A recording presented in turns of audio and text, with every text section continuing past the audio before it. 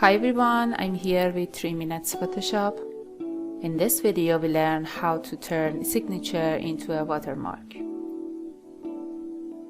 In channels, choose red, go to the menu bar, image, adjustments, levels.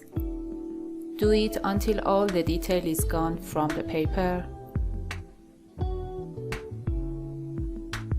Press Ctrl. Menu bar, select Inverse. In Layers, open a new layer. Press Shift and F5.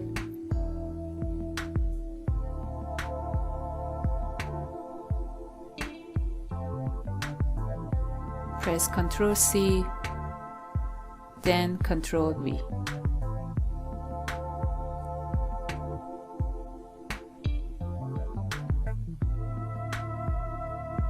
I hope you enjoyed this video.